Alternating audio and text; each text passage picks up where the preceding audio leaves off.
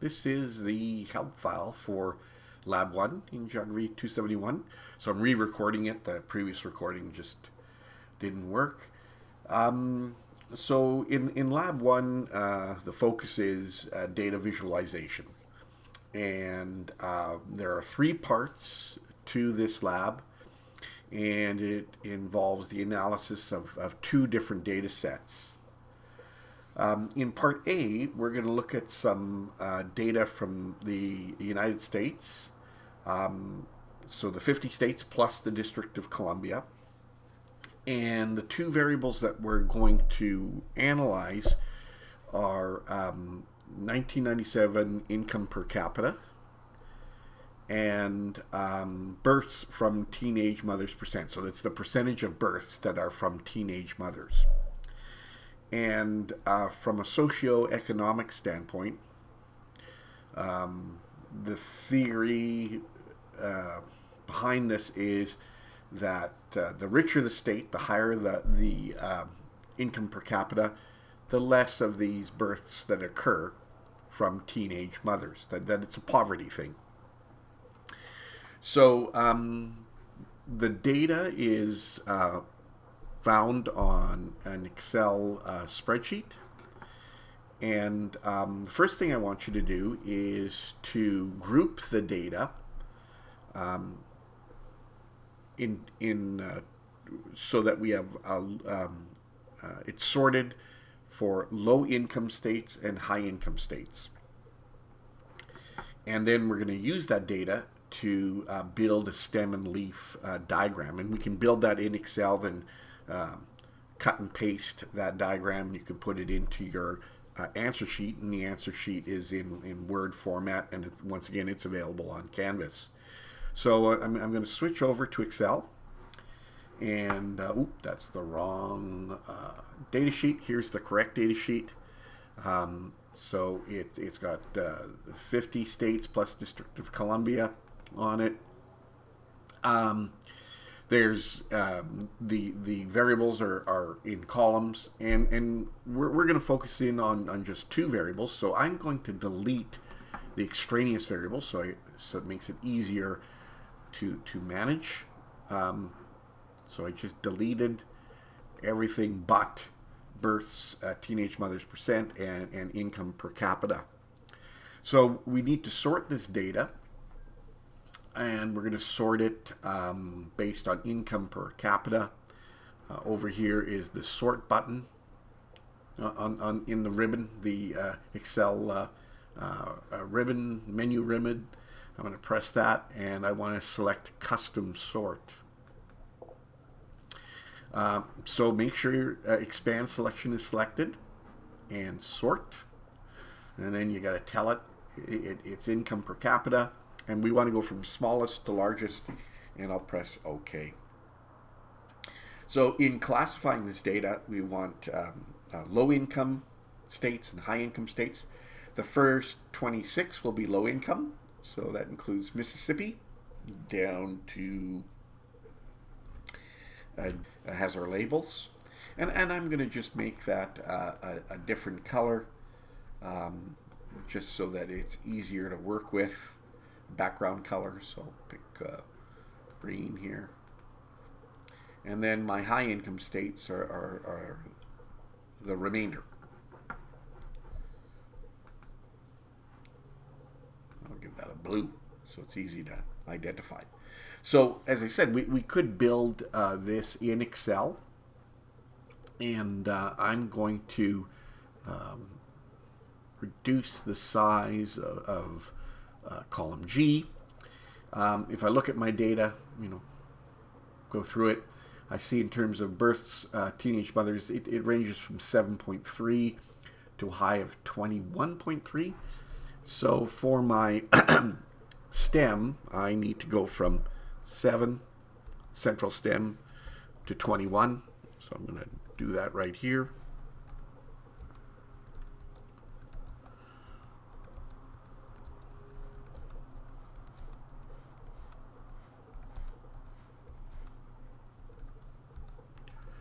And I'll center that, And then what I'm going to do is I'm going to use the borders command and create a left border, oops, and a right border. So there you have the left and right border. So let's make this low income. And on this side, we'll have high income. Oops.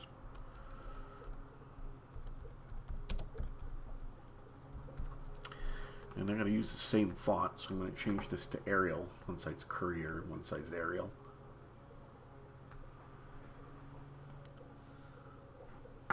Okay. So then I start just putting in my last digit as the leafs. So 3 goes in here. Next one is 2 19.8s. So 8. Now go space 8. Oh, what I should do is I will align this to the right, align this to the left. And continue to add my values. 17.9, put a 9 there. 12.5. So it's just the last digit that you put in for the leaves. I leave a little space for the next number, 9.6. Okay, let's stop there for the lower income. Let's start putting some of the higher income values. So 13.1, 13.2. 10.6. Oh, and I still have a problem here. It's using the wrong font, so I'll use Arial. And so on. 13.3, so add a 3 there. And you'll build this. Produce a legend, right? So I guess something like, where's bar? Bar 3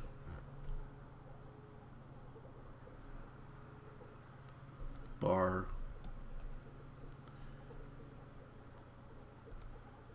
3 equals 3.3%. Here's my legend, right?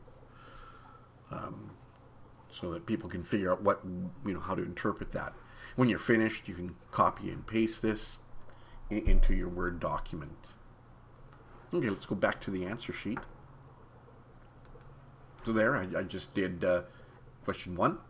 Question 2, are the data sets similar, or do they differ according to the stem and leaf diagram? So do they look like mirror images of themselves, or are they shifted, right? And what you should see is they are different. One has a distribution pattern that has lower percentage than the other, higher percentage. Describe the range. It ranges from 7.3 to whatever, and the mean or the central value seems to be around 12. So describe that for the two of them. I then want you to do the same sort of thing, this visualization using SPSS, and make sure you follow the instructions here carefully. So I want class intervals to be equal to 2. They should run from 0 to 30. Label the graphs. Make sure there's a title, and hand these in with the assignment. I'm not going to show you this. I'm going to show you how to use SPSS to do histograms in the next question. There's also a tutorial available on Canvas to show you how SPSS creates histograms. And SPSS, you can download it for your own computer, but it's also on the lab computers. Then I want you to describe the characteristics for the low income states. Is it unimodal, bimodal? What is the range of values? From what value? What's the minimum? What to the highest? What's the center of the data distribution? Does the data appear skewed? Is it skewed to the right, or is it skewed to the left? Is the distribution symmetrical, or is it asymmetrical? So put all those pointers in for low income states, and then do the same thing for upper income states. And then, the hypothesis we're testing here is that we're suggesting that per capita income for 1997 seems to have an influence on the percentage of mothers that are teenage giving birth, and describe what that relationship is, right? How does it change with income? Okay, so that finishes part A. And let's now go to part B. We're using a different data set. And this data set looks at surface air temperatures from 1903 to 1990. And we're looking at monthly averages. So January to December is in this data set. But we're only going to focus on 4 months, January, March, June, and September. And we're going to create histograms from this data, and that's what I'm going to do right now. So the data, when you download it, it is in Excel. So once again, I'm going to delete the columns I don't need. So I don't need February, I don't need April and May, don't need July and August, and I don't need October and December. So now we got to get this data into SPSS, and I already have it open, so it's in another window. So I'm going to copy and paste the data. So copy the data, and then I'm going to go to SPSS, and there is the data view window for SPSS. Notice it has rows and columns. The rows are numbered. The columns are all called var. You need to put your own string to describe what this var means, and I'll do that in a minute. So I'm going to paste. There's my January, March, June, and September data, but I need to change the variable names, so I'm going to select variable view.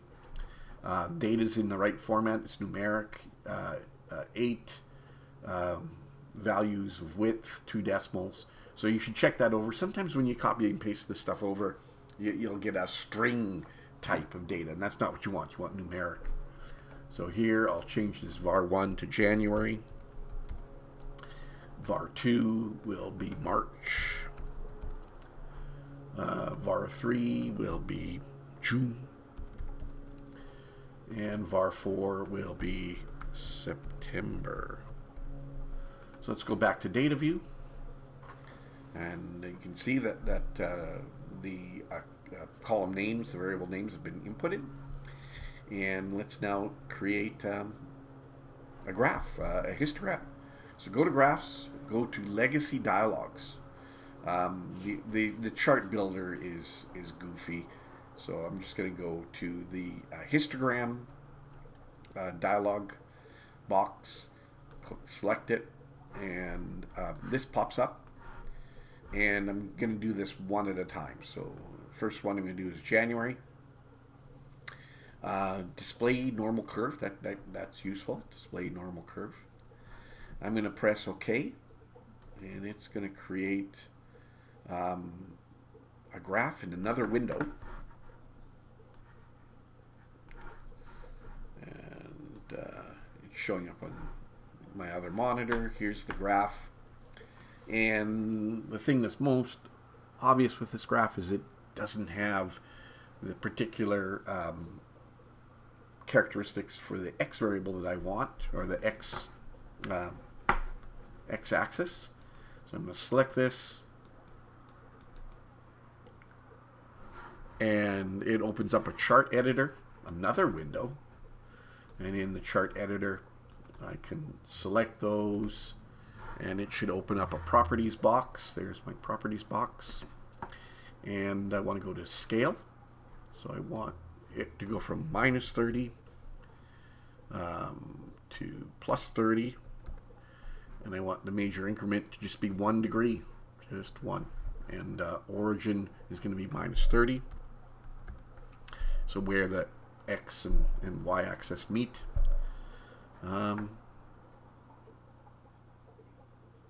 And I'll press OK. Apply. Oops, something goofed up.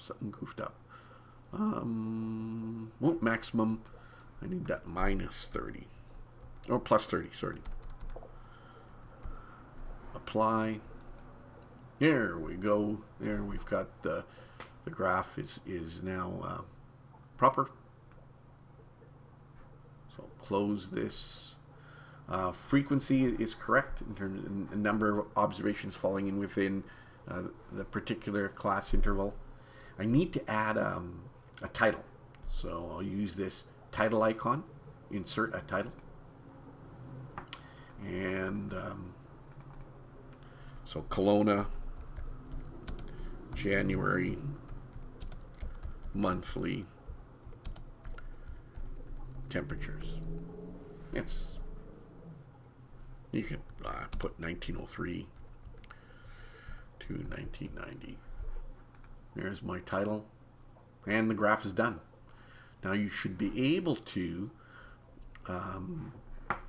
copy this graph. So copy chart. And then if we go back to our answer sheet, where's my Word? I can paste it in here. There it is. And of course you can then make comments about it. So comments, I want you to describe.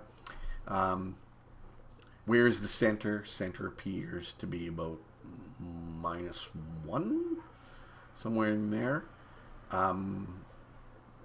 What is the range? It seems to range from about -16 to +3. Is it modal or bimodal? It's got one mode, right? So unimodal. Is it skewed? Yes, it's skewed to the left. Skewed to the left.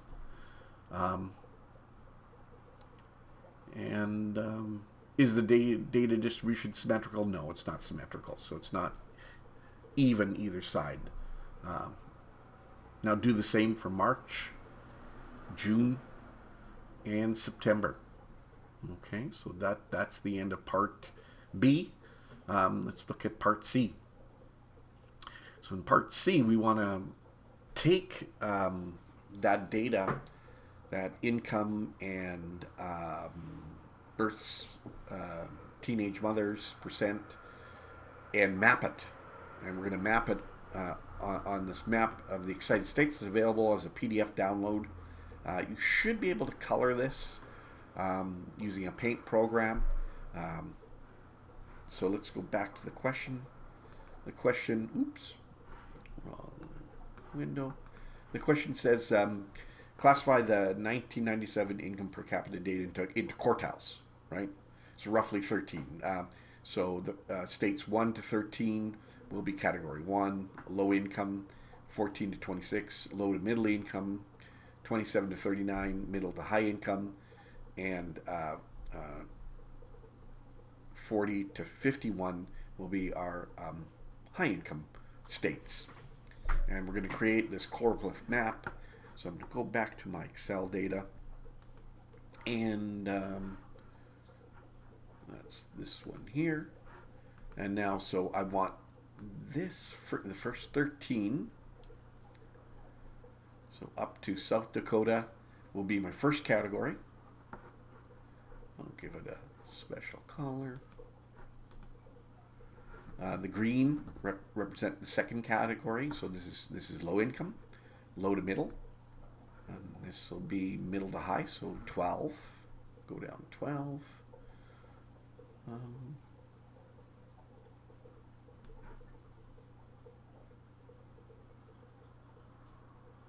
Oh no, go down to, is it 13? Okay, hold on, let me just put, so this should be down to,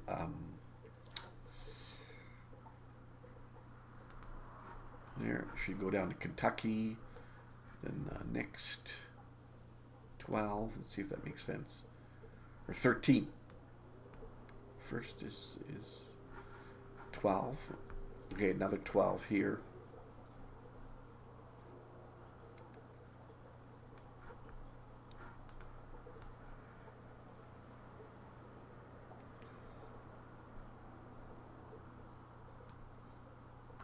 So down to California.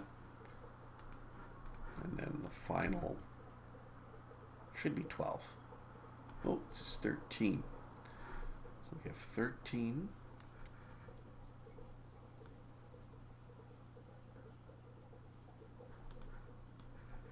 Or was it 13 or was it 14? Hold on. Sorry for getting this all goofy.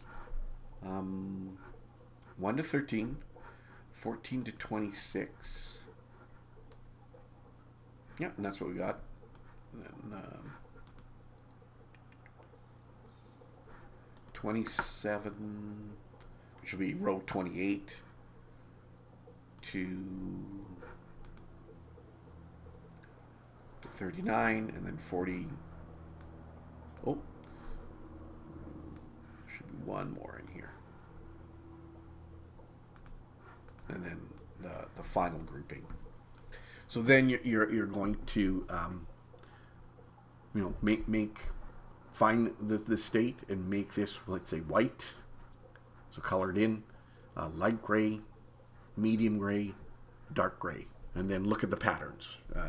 Does it appear random, or does America have a poor area and rich areas in terms of the states? Now, Lenny might show you another technique for doing this. He said that you can do this sort of choropleth mapping right inside SPSS. So he may show you how to do that in SPSS in the lab. I don't know how to do it, but he knows. So that ends the help for Lab 1. Make sure you hand it in on time, and you're going to hand it in by uploading your completed Word file to Canvas. And that's it. We're finished.